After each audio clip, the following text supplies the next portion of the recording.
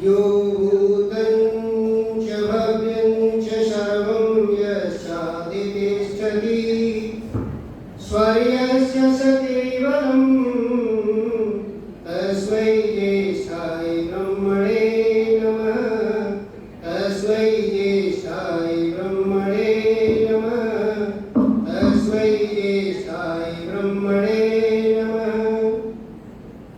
तीनों कालों का जिसे पूरा यथावत जान है, सृष्टि सारी में प्रतिष्ठित बस वही भगवान है स्वयं सुख रूप केवल मुक्तिदाता नाम है।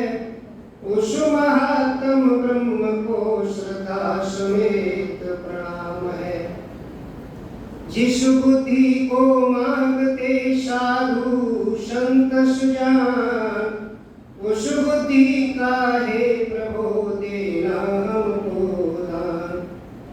वेद स्वाध्याय सत्संग करते रहो, एक दिन प्राप्त सद्ज्ञान हो जाएगा। वेद स्वाध्याय सत्संग करते रहो, एक दिन प्राप्त सद्ज्ञान हो जाएगा।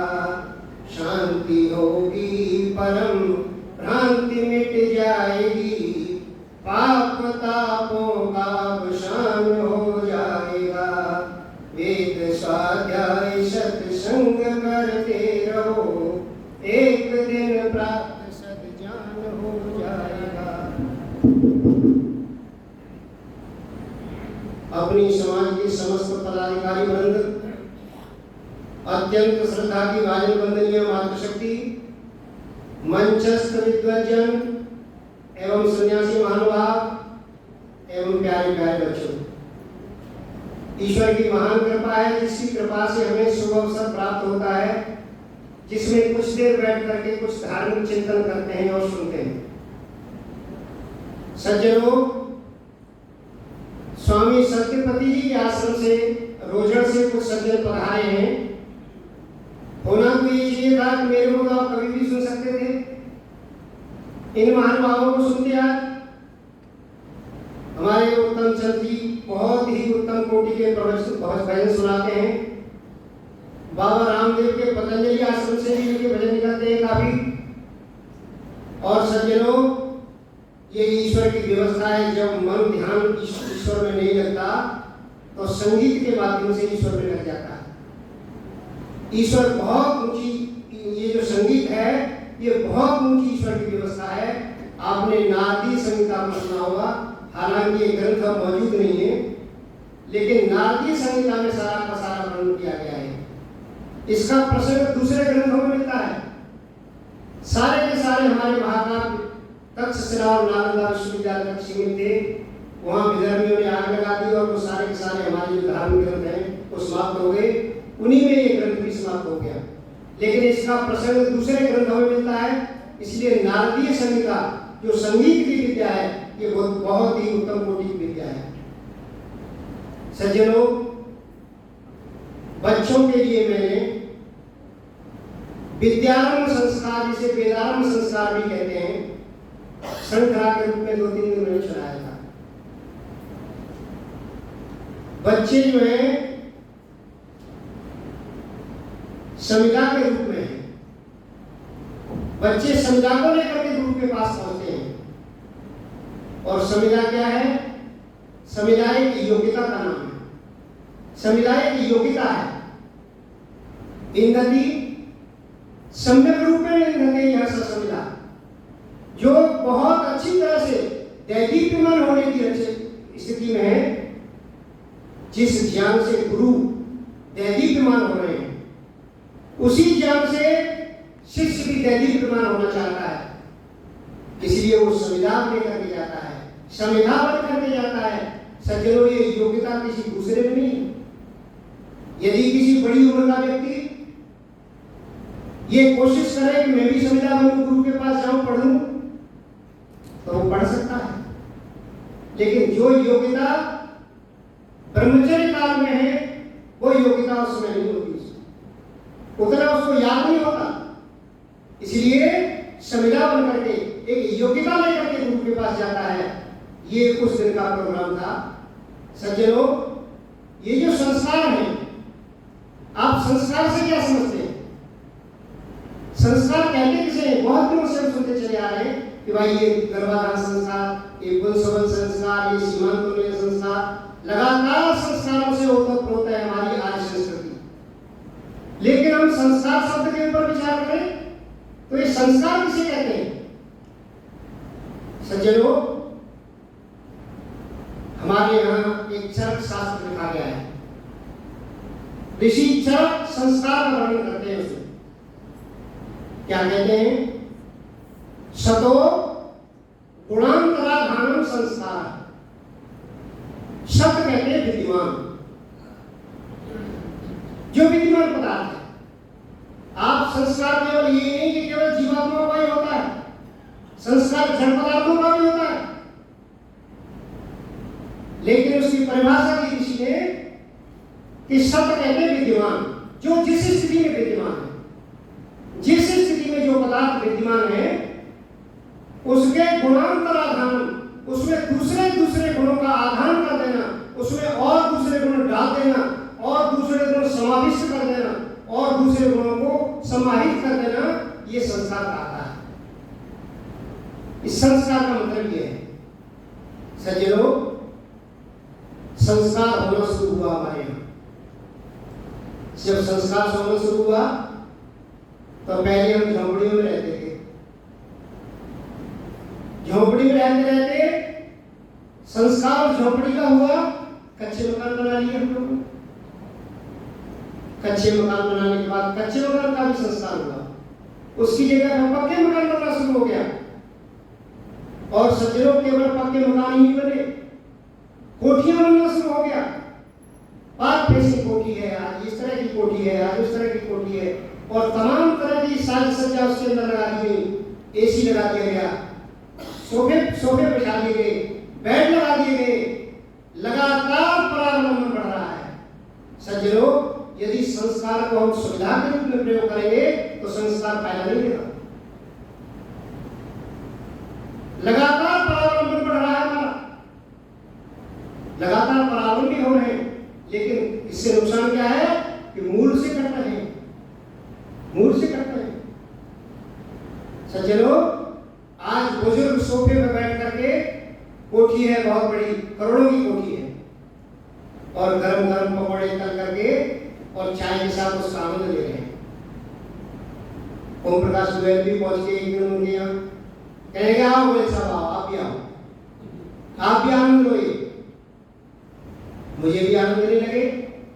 मैंने एक प्रश्न कर दिया उनसे कि आप जो ये कोठी का आनंद ले रहे हैं, आप सुबह शाम ईश्वर का भी ध्यान करते हैं क्या?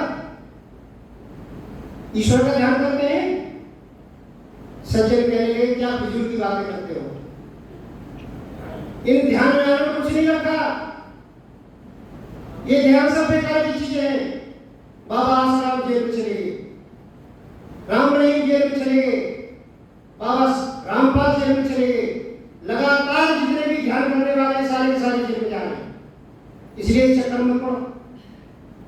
सज्जनों, इतना परावलंबी हो गया वो बुजुर्ग, ईश्वर से कट गया, मूल से कट गया। छिन्ने मूले नैव पत्रम नैव शाखा। मूल से कट जाने के बाद जीवात्मा की क्या स्थिति होती है? सज्जनों, स्वामी सत्यपति जी का बहुत बहुत आज स्मरणीय है। पूरी शिष्य परंपरा के साथ ईश्वर जीव और प्रकृति के संबंध में बताया है, और आज तक भी वही प्रचार कर रहे हैं। इनका माध्यम भी वही है, ईश्वर जीव प्रकृति के बारे में, जिसको लोगों ने मिला रखा था। कोई कहता है ईश्वर जीव, ईश्वर अंश जीव विनाशी, ये जीवात्मा तो ईश्वर का अंश है। इस मूल से जोड़ने का काम जो है महर्षि ज्ञान के बाद यदि किसी ने किया है तो शिष्य परंपरा के साथ महर्षि स्वामी सत्यपति जी ने किया है। इसीलिए संस्कार जब सुविधा के रूप में प्रयोग होगा, आज सुविधा के रूप में संस्कार प्रयोग हो रहा है और हम मूल से करते चले जा रहे हैं। आज किसी बुजुर्ग को ईश्वर के ध्यान की जरूरत नहीं है, आज दूसरी बातों में फंसा हुआ है, लेकिन ईश्वर का ध्यान करना नहीं चाहता। सज्जनों, जो जो संस्कार संसार में हुए, संसार में जो संस्कार हुए वो संस्कार वेदों के अंदर भी हुए। वेदों में भी वही चीज है जो चीज संसार में, वेद का भी संस्कार हुआ। वेद का क्या संस्कार हुआ जी? वेद हमें मूल रूप में मंत्रों के रूप में हमें प्राप्त हुए थे। ऋषि जो है वेदों को मूल रूप में मंत्र के रूप में हमें दिए थे, उन्होंने संहिता के रूप में दिए थे और लगातार श्रुति परंपरा से आगे बढ़ा। लेकिन धीरे धीरे इनका संस्कार होना शुरू हुआ। सबसे पहला संस्कार हुआ पाद व्यवस्था। पादों में बांटा गया इसको। किसी में 4 चरण है, किसी में 3 चरण है, किसी में 2 चरण है, किसी में 1 ही चरण है। कुछ मंत्र ऐसे भी मिलते हैं इसमें 1 ही चरण है। तो सज्जनों, ये पादों के अंदर बांटा गया। क्यों बांटा गया पाद के अंदर?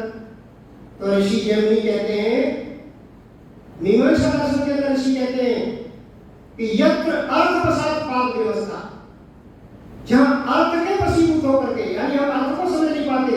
वे लोग कहते हैं कि वेद क्या समझ ही नहीं आता वेद हमें, तो उन सब जन सामान्य को वेद समझाने के लिए ये पाद व्यवस्था की गई। धीरे धीरे उनको चरणों में बांटा गया और फिर चरणों के बाद उसको पदों में बांटा गया। अलग अलग पद दिए गए। पद के बाद उसको पदार्थ में बांटा गया और पदार्थ के बाद सज्जनों पदार्थ के बाद उसको भावार्थ में बांटा गया। लगातार संस्कार होता चला रहा है। लेकिन ये जो संस्कार है ऋषियों के हिसाब से ये बेकार है। ये संस्कार तो हमारे लिए है सिर्फ, ऋषियों के हिसाब से ये बेकार है। क्योंकि जितने जितने मूल से हम दूर होते चले जाएंगे उतना उतना उसमें विकृति आती चली जाएगी। आज कोई वेद का कोई किसी शब्द का कोई अर्थ कर रहा है, किसी शब्द का कोई अर्थ कर रहा है। लोगों ने पर्यायवाची बना दी। सज्जनों, महाभाष्य का वचन है। महाभाष्य कहता है कि उक्तार्थानाम अप्रयोग, संसार में जिस अर्थ को किसी शब्द ने यदि कह दिया है उस अर्थ को कहने वाला दूसरा और कोई शब्द नहीं हुआ करता। दूसरा कोई शब्द नहीं होता।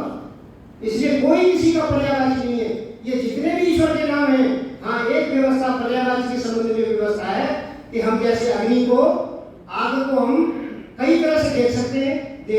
हम जो है हमने श्रद्धा के अनुसार बना लिया, ये संस्कार कर लिया हमने कि भाई हम इस शब्द से भी इसे कह सकते हैं, इस शब्द से भी कह सकते हैं। लेकिन सब जितने भी शब्द हैं सबका मूल अर्थ अलग है। इसलिए संस्कार हुआ और संस्कार से हम आज वेदों को कोई पढ़ना नहीं चाहता।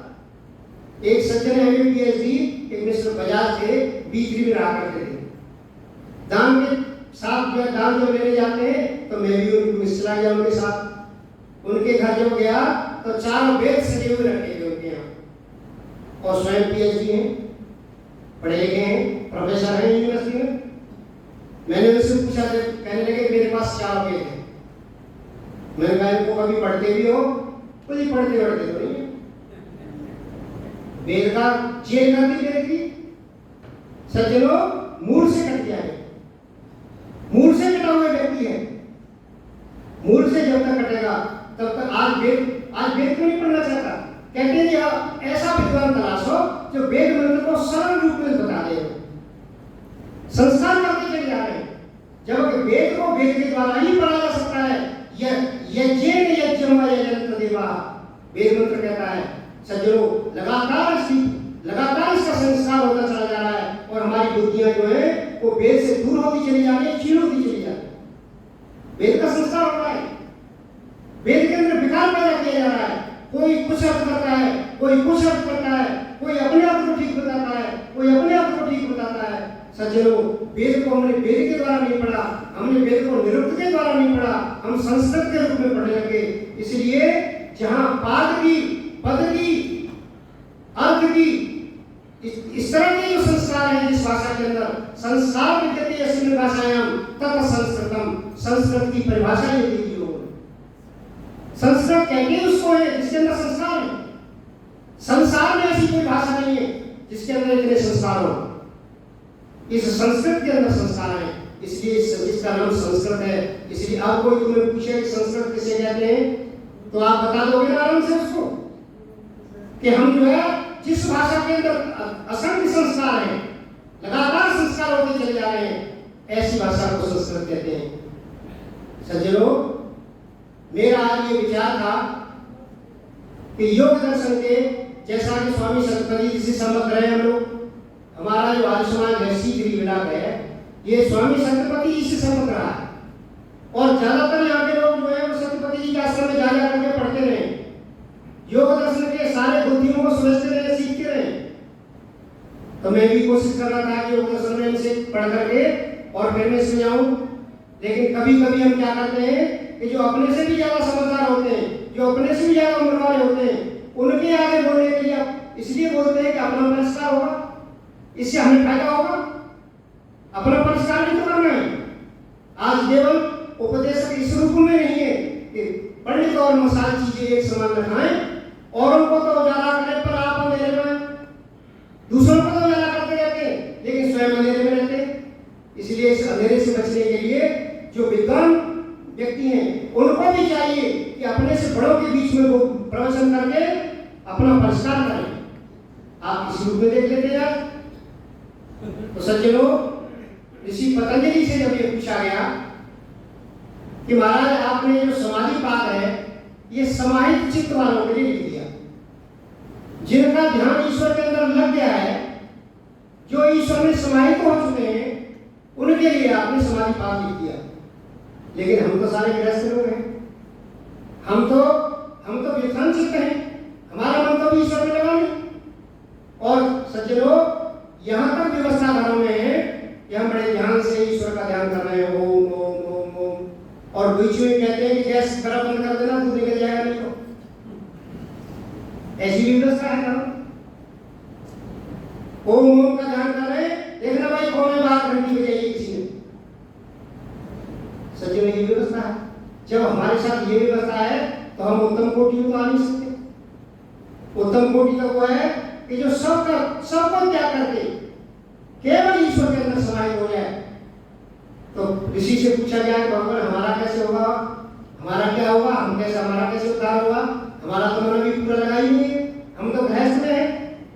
लेकिन कुछ पढ़ चुके हैं, स्वामी सत्यपति जी की क्लास अटेंड कर चुके हैं, कुछ समाजों में भी 20-30 साल से आ रहे हैं। तो हम प्रथम जो है प्रारंभिक स्तर के व्यक्ति भी नहीं हो सकते, हमें कुछ तो ज्ञान है। तो महाराज फिर हमारा उद्धार कैसे होगा, ये हमारे उद्धार के बारे में बताइए। तो सज्जनों, ऋषि कहने लगे कि भाई तुम्हारा उद्धार होगा, आप क्रिया योग का पालन करो। ऋषि ने सूत्र दिया कि तप स्वाध्याय ईश्वर प्रणिधानानि क्रिया योगा। आप तप स्वाध्याय और ईश्वर प्रणिधान के बाद सोच करके, इनके ऊपर विचार करके आप क्रिया योग का पालन करो। जो क्रियाएं आप सीख रहे हो उसको व्यवहार में उतारो। सज्जनों, पाठ और अध्ययन इसलिए तो दो अंतर है इसके अंदर। हम लोग ब्रह्मयज्ञ और देवयज्ञ सारे कर आए हैं, लेकिन पाठ किया है वहां पर हमने। पाठ वाणी का विषय है, अध्ययन चरित्र का विषय है। अध्ययन अधि उपरिभावे वर्तते, इसके अंदर अधि उपसर्ग लगा हुआ है। अध्ययन के अंदर अधि कहते हैं जो ऊपर के भाव में वर्तमान है, अर्थात जो उत्थान की तरफ हमें ले जाता है, आत्मोत्थान की तरफ ले जाता है। आयन कहते हैं गति का साधन। जो गति का साधन है, उस गति के साधन में पुस्तक भी हो सकती है, उस गति के साधन में हमारे गुरु भी हो सकते हैं, उन गति के साधन में हमारे माँ बाप भी हो सकते हैं, उस गति के साधन में समाज भी हो सकता है, उस गति के साधन में प्रकृति भी हो सकती है, और उस गति के साधन में ईश्वर भी हो सकता है। इसलिए सज्जनों, जो आत्मोत्थान की तरफ हमें ले जाता है, अध्ययन उसका नाम है। हम जो है जो पाठ करते हैं उसके साथ हमारा अध्ययन भी चलना चाहिए। अध्ययन नहीं चलता क्योंकि उसका अर्थ पता नहीं है हमें। जो मंत्र हम बोल रहे हैं उन मंत्रों के अर्थ हमें पता नहीं है, तो सज्जनों वो भाव उत्पन्न नहीं होगा जो भाव हमें उत्पन्न होना चाहिए। इसलिए उसको हमें समझ करके बैठना है। वहां पर संध्या के अंदर हम समझ करके बैठेंगे, ईश्वर के अंदर बहुत ज्यादा ध्यान लगेगा। लेकिन जब हमें पता ही नहीं है, एक औपचारिकता मात्र कर दी हमने केवल संध्या कर दी 10 मिनट की, तो उससे कोई ज्यादा लाभ होने वाला नहीं है। वो तो केवल स्थान भार रहे हो, वो तो केवल एक बोझा ढोने वाली बात है। जैसे बोझा ढोता है, चंद्र का जो है बोझा लगा हुआ है गधे पर, उसे पता नहीं कि चल रहा है इसके ऊपर। सज्जनों वो स्थिति है। इसीलिए हमें पठन और अध्ययन अधिउपसर्ग यानी ऐसा उपसर्ग लगा हुआ जिसके अंदर जो आत्मोत्थान की तरफ हमें ले जाता है। आत्मोत्थान होना चाहिए हमारा, आत्मा हमारे व्यवहार में परिवर्तन होना चाहिए। आज हमारे जो संत जो बैठे हुए प्रचार करते हैं और प्रसार करते हैं, प्रचार और प्रसार का क्या मतलब है? प्रकर्ष रूप से चल कहते हैं आचरण, यानी जो शिक्षा हमने गुरु से ली है, जो शिक्षा हमारे अंदर है, वो शिक्षा यदि हमारे आचरण में नहीं उतरी तो सज्जनों पर प्रसार नहीं हो सकता। आज आर्य समाज के साथ बड़ी विडंबना है। हम लोग आर्य समाज रस्सी के कटा करके आर्य समाज में बन जाते हैं, लेकिन चरित्र में वो चीज नहीं आती। आज कोई पौराणिक व्यक्ति बैठा हो, पौराणिक व्यक्ति का समूह बैठा हो और अपने पौराणिकता की बड़ाई कर रहे हो, आर्य समाज चुपचाप बैठ जाता है हमारे। जबकि होना ये चाहिए था कि जैसे गज युद्ध में एक सिंह शावक घुस जाता है, हाथियों के समूह में जैसे सिंह का एक बच्चा घुस जाता है, और जो उस गज युद्ध की स्थिति होती है वो स्थिति आर्य समाज की होनी चाहिए। लेकिन आज आर्य समाज होता नहीं। क्यों? क्योंकि प्रचार कर रहा है, आचरण में नहीं है। महर्षि दयानंद के जितना प्रभाव उनके वाणी से हुआ है उससे ज्यादा उनके आचरण से हुआ है। महर्षि दयानंद के आचरण से ज्यादा सब हुआ है। एक बाबा जी रोज गाली देता था, महर्षि दयानंद फल भिजवाते उसके लिए। शिष्य कहता है जाकर के बाबा आपके लिए फल भिजवाए।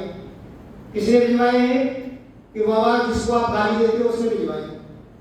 अरे भाई किसी दूसरे का होंगे, मेरे नहीं है, मैं तो उसको रोजाना गाली देता हूँ। नहीं महाराज आपके लिए भिजवाए, आप बड़ी मेहनत करते हो गाली देने में। सज्जनों वो साधु उसके चरणों में गिर गया महर्षि दयानंद के। आप उनका जीवन पढ़ो, उनका जीवन एक वैदिक साहित्य है। सज्जनों जब तक हमारा प्रचार नहीं हुआ, हमारी शिक्षा जब तक हमारे आचरण में नहीं उतरेगी, आज समाज के साथ विडंबना ये हो रही है कि हम सिकुड़ते चले जा रहे हैं क्योंकि आचरण में उतर नहीं रहा।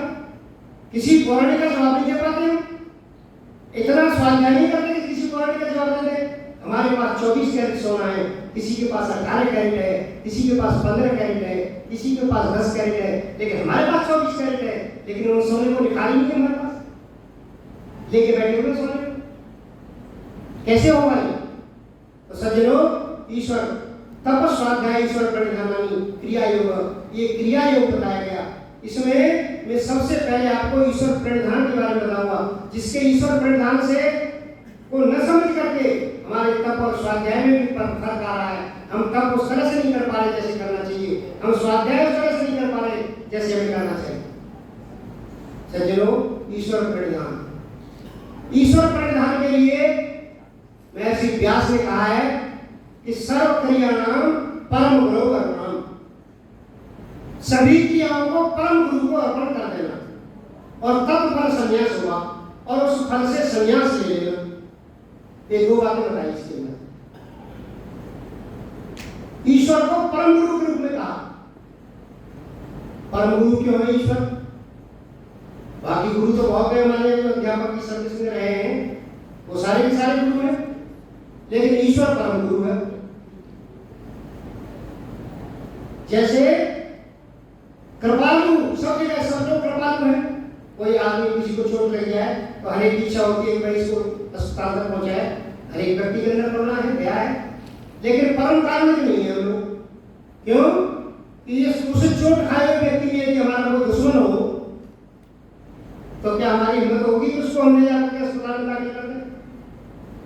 पहले तो कोई कैसा भी व्यक्ति पड़ा हो, जब उस व्यक्ति को देख करके पहले ये मन में आता है कि भाई इंटरोगेशन हो जाए हमारा, तुमने क्या देखा, किसने चोट मारी इसको, पुलिस ही पहले परेशान करेगी हमें, इसीलिए चुप के बाद चला जाता है, चुप के भाग जाता है। ये कारण तो था, लेकिन परम कारण नहीं हुआ। ईश्वर ऐसे नहीं छोड़ता किसी। ईश्वर को जो उसकी सहायता है वो तुरंत देता है, इसलिए वो परम कारुणिक है। इसीलिए इसको परम गुरु कहा है। वो ऐसा गुरु नहीं, गुरु कैसा? एक शासक है और एक शासित है। शिष्य शासित है और गुरु शासक है। यह वैसा शासक नहीं जो अफसर जैसे राजा और प्रजा होती है वैसा शासक नहीं है गुरु। सास अनुशिष्टो धातु है, अनुशिष्ट करने वाला, समझाने वाला, उसको बताने वाला, विवेची जापने वर्तते, जो विवेचन करके किसी बात को खोलकर नहीं बताता है अपने शिष्य को। सज्जनों, हानोपादे बुद्धि पैदा करता है उसके अंदर, क्या चीज ठीक है क्या चीज ठीक नहीं है ये बुद्धि उसके अंदर पैदा करता है। इसलिए उसको गुरु कहा गया है, उसको शासक कहा गया है। या वो शासक नहीं है जो राजा और प्रजा का जो संबंध होता है, या ये ऐसा शासक है जो शिष्य के अंदर से सारी की सारी विद्या हटाता है और अपनी विद्या भरता है उसके अंदर। और केवल विद्या ही भरता, उसको हानोपादे, जो उपादेय चीजें हैं, जिसको करना चाहिए, उसको क्या करना चाहिए, किसको छोड़ना चाहिए, किसको ग्रहण करना चाहिए, ये सारी चीजें बताता है। इसलिए उसको शासक कहा गया। परमात्मा ऐसा शासक है कि जो अंदर बैठ करके भी सहायता करता है, केवल बाहरी रूप में सहायता नहीं करता। इस गुरु की सीमा है, जो यहाँ के जो गुरु है इस गुरु की सीमा है, लेकिन उस गुरु की कोई सीमा नहीं। वो एग्जाम में बच्चा जो बैठा है और ध्यान नहीं आ रहा, बहुत सोच रहा है कि भाई इसका कोई फार्मूला लगे, कैसे फार्मूला लगे, तुरंत उसको बुद्धि पैदा करता है, तुरंत बुद्धि देता है उसके अंदर, वहां भी वो मदद करता है। इसलिए वो परम गुरु है, वो गुरु नहीं है केवल, वो परम गुरु है। सज्जनों, लक्षण किसी चीज का हम देखें तो लक्षण कैसे देखें? हर चीज का लक्षण है, लक्षण देने की एक विधि है। ऋषि बादशाह लक्षण की एक बहुत बढ़िया विधि बताते हैं। हम ईश्वर को सबसे अलग कैसे समझते हैं? उद्दिष्टस्य तत्व व्यावर्तको धर्म लक्षण, लक्षण उसे कहते हैं कि जो व्यावर्तक धर्म से युक्त होता है। व्यावर्तक क्या है? व्यावर्तक कहते हैं कि ऐसा लक्षण जो दूसरे पदार्थों से उसको अलग करता है। हम ईश्वर के जो पौराणिक बंधु हैं हमारे, वो ईश्वर की पूजा करते हैं, एक मूर्ति के सामने गए, नमस्ते किया उससे, फिर थोड़ी देर पीछे दूसरी मूर्ति के आगे चले गए। अब आपसे पूछा जाए कि भैया इसमें ईश्वर इसमें है या इसमें है, किसकी पूजा कर रहे हो आप? आपसे पूछे कि भाई गाय कैसी होती है, आपने कह दिया दो सींग वाली होती है। तो गाय का क्या ये साधारण लक्षण दो सींग वाला ठीक है? ठीक नहीं, क्योंकि दो सींग तो भैंस के भी होते हैं, दो सींग तो बकरी के भी होते हैं, और दूसरे पशुओं के होते हैं। अतिव्याप्ति दोष है इसके अंदर। अतिव्याप्ति दोष उसे कहते हैं कि जो एक ही लक्षण बहुत चीजों में घट रहा हो, उसे अतिव्याप्ति दोष कहते हैं। अतिव्याप्ति से दोष से युक्त नहीं होना चाहिए, परमात्मा का व्यावर्तक लक्षण होना चाहिए। इसलिए उसको परम गुरु कहा है, परम गुरु का व्यावर्तक लक्षण दिया है इसके अंदर। लक्षण ऐसा होना चाहिए जो दूसरे पदार्थों से उसको अलग करता है। इसलिए सज्जनों, उस परम गुरु को सर्व क्रिया नाम, सारी क्रियाओं को उसको अर्पित कर दें। सारी क्रिया कौन सी? सारी क्रिया हमारी जो जन्म से लेकर के मृत्यु तक जो धर्म और अधर्म रूप क्रियाएं हैं, सारी क्रियाओं को परमात्मा को सौंप दें। जो भूतकाल की क्रियाएं हैं, जो वर्तमान काल की भी क्रियाएं हैं, जो भविष्य की क्रियाएं हैं, उन सारी क्रियाओं को परम गुरु को अर्पण कर दें। सज्जनों, इन क्रियाओं को कैसे अर्पण करते हैं? हमेशा शास्त्रानुबंधी शास्त्र जो है शास्त्र का अनुबंधी होता है। किसी एक ग्रंथ को पढ़ोगे, एक शास्त्र अध्ययन किम बुद्धि शास्त्र निश्चय, एक शास्त्र को पढ़ोगे तो आपको उतनी बुद्धि डेवलप नहीं होगी। इसलिए उसके दूसरे शास्त्र भी दिए हुए हैं, उन दूसरे शास्त्र को भी पढ़ना चाहिए। ये हमें जो क्रिया है, क्रिया के बारे में बताया गया है। क्रिया तो क्षणिक है, एक जैसे ही क्रिया संपन्न हुई, कर्म जो है तुरंत कर्म से चला गया, और फिर तो दूसरा जो कर्म होगा वो नया होगा। तो ईश्वर को हम कैसे उसको अर्पण करें? जो चीज एक क्षण भी टिकने वाली नहीं है, उस क्रिया को हम ईश्वर को कैसे समर्पण कर सकते हैं? समर्पण तो हम उस चीज का करते हैं जो चीज जिसके लिए हम अधिकृत हैं। जैसे पुष्प समर्पित करते हैं, किसी को धन समर्पित करते हैं, किसी को वस्त्र समर्पित करते हैं। भाई इसके लिए हम अधिकृत हैं, हमारे पास है वो चीज, लेकिन जो चीज हमारे पास है ही नहीं उसको कैसे समर्पण करेंगे? इसमें तो केवल इतना ही कह दिया है, सर्व क्रियाओं परम गुरु अर्पण, सारी क्रियाओं को परम गुरु को अर्पण कर दो। तो उसको करें कैसे? इसकी विधि क्या है हमारे पास? सज्जनों, यदि जो भूतकाल में जो क्रियाएं हुई हैं, जो समाप्त हो गई हैं, उनका हमारे प्रति कोई हमारे पास है नहीं वो क्रिया, और जो क्रिया हमने की है उसका कर्माशय हमारे अंदर है, हम उसको कैसे सौंपे? उसका फल भी हम भोग रहे हैं, परमात्मा का फल होता नहीं। या ऐसे कह दें कि भाई जो क्रिया हमने की है पाप पुण्य फल रूप में, उसको सारी की सारी को आपको समर्पण करके हम भोगेंगे, भगवान आप ही भोग लो फिर। तो ये बात पुण्य रूप में तो सिद्ध हो सकती है, पुण्य के रूप में तो ये माना जा सकता है, लेकिन सज्जनों पाप रूप कर्म हमारे हैं, उन पाप रूप कर्मों को भी ईश्वर को दे दें हम कि महाराज अब तो हमने ये पाप कर दिया है और आप भोग लो इसको, हम नहीं भोगते। तो भगवान जो है, कभी ईश्वर जो है, कभी पाप पुण्य का फल भोगता नहीं। क्लेश कर्म विपाक अपरामर्श पुरुष विशेष ईश्वर, वही पारिभाषिक ईश्वर की परिभाषा दे रहे हैं, वो किसी तरह से भी किसी का फल नहीं भोगता। एक व्यक्ति जो ईश्वर समर्पण कर रहा है, क्रियाओं को ईश्वर के समर्पित कर रहा है, वो भी व्यक्ति उसी तरह रह रहा है, और जो व्यक्ति ईश्वर को समर्पित नहीं कर रहा, वो भी व्यक्ति उसी तरह रह रहा है। तो फिर अंतर क्या आया इसमें? क्या ये जवानी जमा खर्च है क्या? क्या हम इसको ऐसे मान लें कि जैसे कागजी कार्रवाई होती है, जो चीज हम ईश्वर को समर्पित करते हैं वो करें कैसे? उसकी विधि क्या है? कैसे समर्पण करें उस ईश्वर का? क्योंकि कर्म तो क्षणिक है, हम जो है कर्म को समर्पित नहीं कर सकते ऐसे। तो हम ईश्वर को कैसे समर्पण करें? उस परम पिता को कैसे समर्पण करें उसका? सज्जनों, एक विधि ईश्वर समर्पण की संसार में और एक प्रचलित है, जिसको हमारे पौराणिक भाई भी मानते हैं, दूसरे लोग भी मानते हैं। वो कहते हैं कि ईश्वर ही करा रहा है हमारे साथ काम, हम कुछ नहीं कर रहे। वो कहते हैं कि हमसे जो काम करा रहा है वो ईश्वर करा रहा है, हम कुछ नहीं करते संसार। बहुत अच्छी बात है, क्योंकि जब हम कर्म करेंगे और हम ये मानेंगे कि मैं ही कर्म कर रहा हूं, तो एक अहंकार का भाव जुड़ा हुआ है इसके अंदर, और अहंकार का भाव जब तक रहेगा योग में गति नहीं हो सकती, योग में गति होगी नहीं। इसलिए वो बहुत अच्छा सोचते हैं कि भाई ये जो है ये ईश्वर ही करा रहा है। लेकिन सज्जनों, यदि ये माने कि ये ईश्वर ही करा रहा है, तो क्या ये अपने बारे में सोचते हैं, दूसरे के बारे में भी सोचेंगे क्या? ऐसा किसी दूसरे ने आपके साथ कोई अनर्थ कर दिया, तो क्या हम यही सोचेंगे कि ईश्वर ने करवाया है? फिर तो उसको हम दंड देना शुरू कर देते हैं। इसलिए हमने ईश्वर समर्पण को समझा नहीं। ईश्वर कैसे समर्पण करें ईश्वर को? ये कोई सामान्य बात नहीं, यहां तो केवल इतना ही कह दिया गया है कि सर्व क्रियाणाम परम गुरु अर्पणम। इनका तात्पर्य क्या है इससे? कैसे ईश्वर को समर्पण करें हम इस सारे काम को? एक कर्तव्य और एक भोक्तव्य, कर्ता जहां लगा हुआ है वहां भोक्ता भी लगा हुआ है, भोगना पड़ेगा।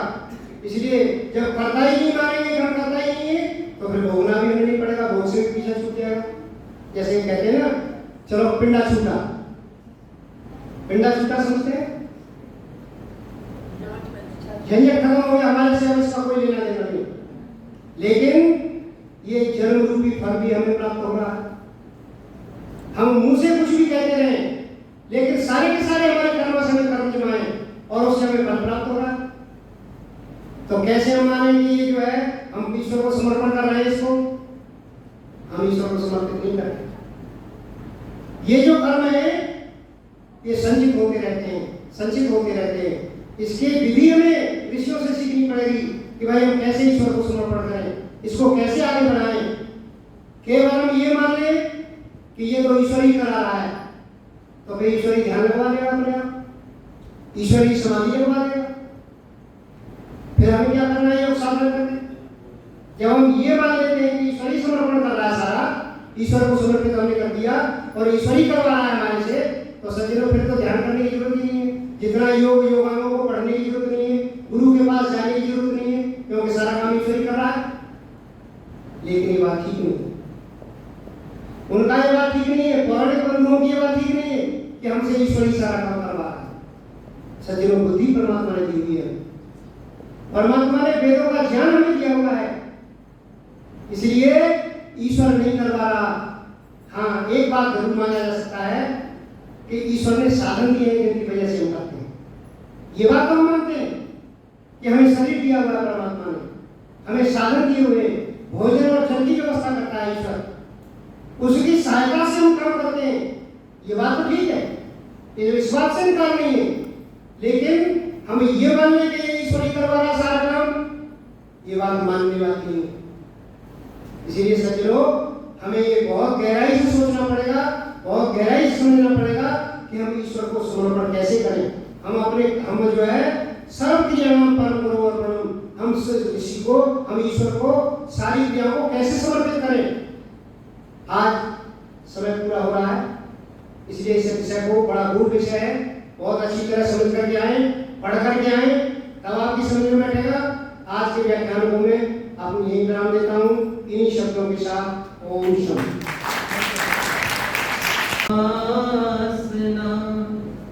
किसी भक्त की मृदु भावना, किसी भक्त की मृदु भावना, या किसी कवि का ख्याल हो, प्रभु तुम मनु से भी सूक्ष्म हो, प्रभु तुम गगन से विशाल हो।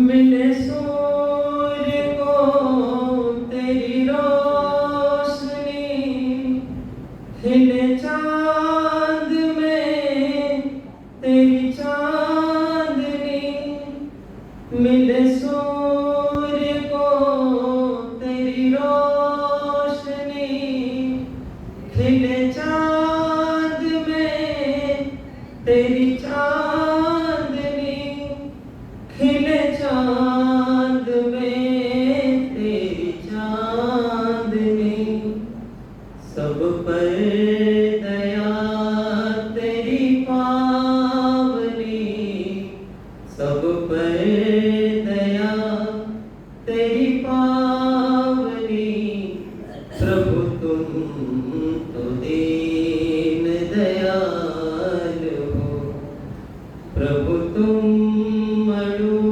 से भी सूक्ष्म हो, प्रभु तुम गगन से विशाल हो।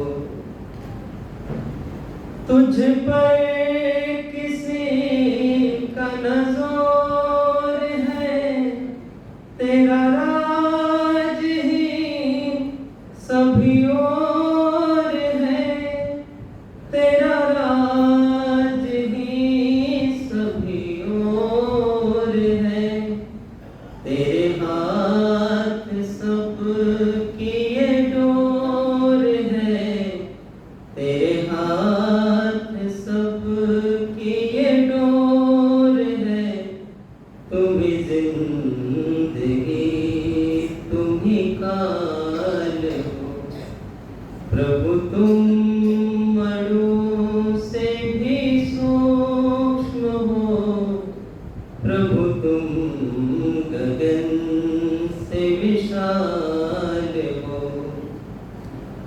जो खत्म न हो वो किताब हो, बेशुमार हो बेहिसाब हो, बेशुमार हो बेहिसाब हो, जिसका कहीं न जवाब हो, जिसका कहीं न जवाब हो, उलझा हुआ वो सवाल हो,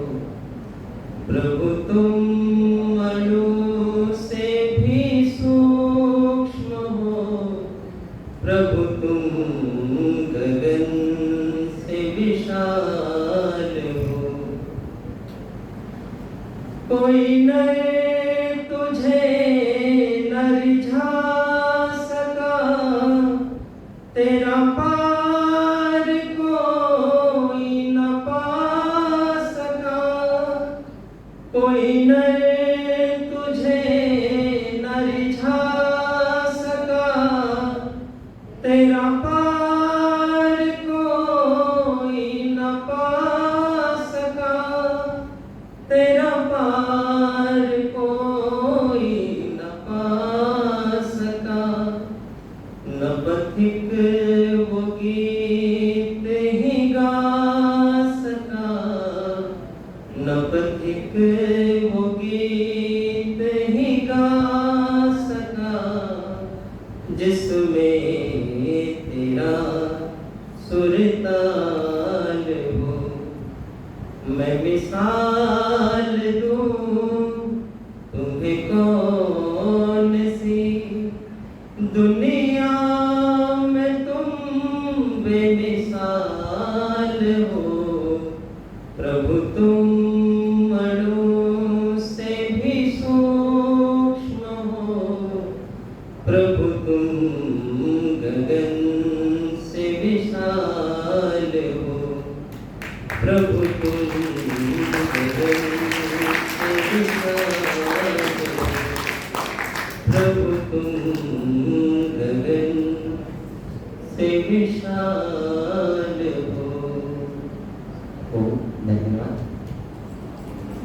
आइए ईश्वर भक्ति का एक और भी आपके चले।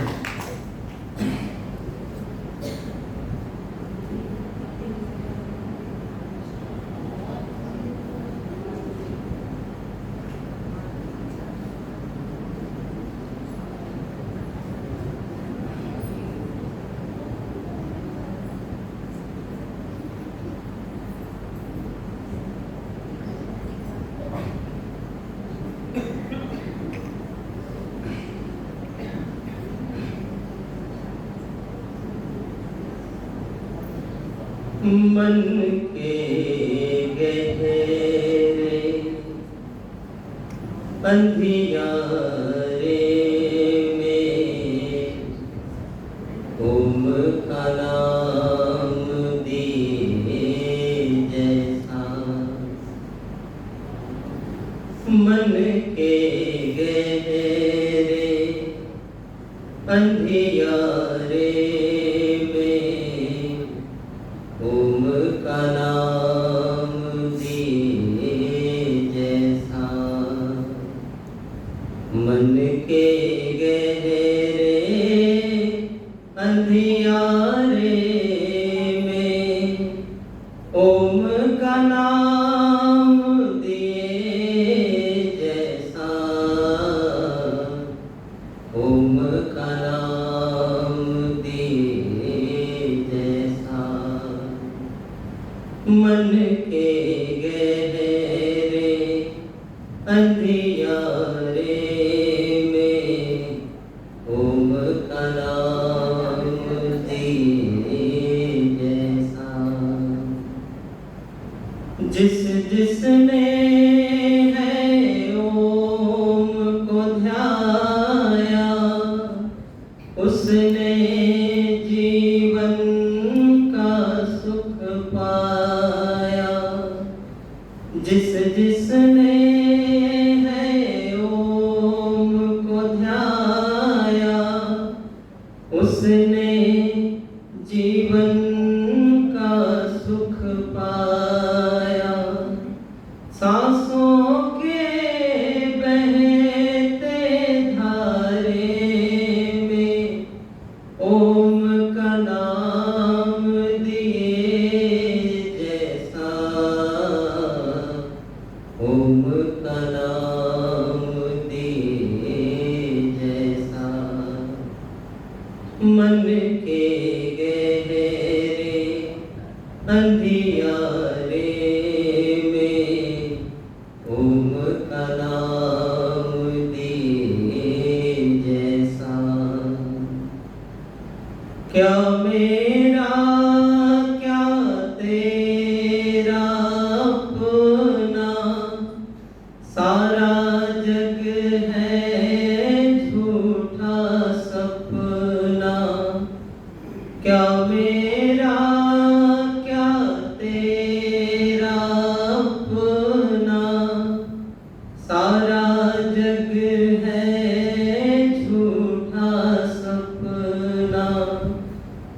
जग माया के चौबारे में ओम का नाम दिए जैसा, ओम का नाम दिए जैसा, मन के गहरे अंधियारे में ओम का नाम दिए जैसा, कोई न जिसका इस दुनिया में ओम ही उसकी बाहें थामे, कोई न जिसका इस दुनिया में ओम ही उसकी बाहें थामे, बिन चंदा के पथवारे में ओम का नाम दिए जैसा, ओम का नाम दिए जैसा, मन के गहरे अंधियारे में ओम का नाम दिए जैसा, मन के गहरे अंधियारे में ओम का नाम दिए जैसा, ओम का नाम दिए जैसा, मन के गहरे अंधियारे में ओम का नाम दिए जैसा, ओम का नाम दिए जैसा, ओम का नाम दिए जैसा। ओम सभी का बहुत बहुत धन्यवाद। नमस्ते। उत्तम जी ने बहुत सुंदर भजन गाए। इनके भजन सुनने हैं तो गूगल पर आप उत्तम भजन के नाम से इनके भजन और सुन सकते हैं आप।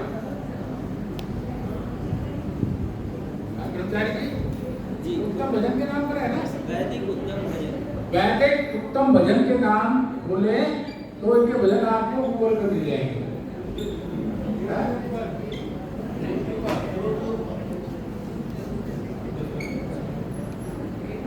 और हमारे बीच में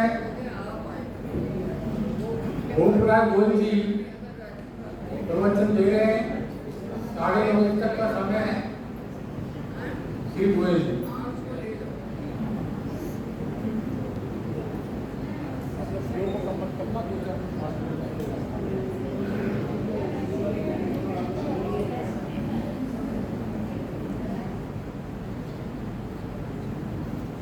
उसको बनने की होता है।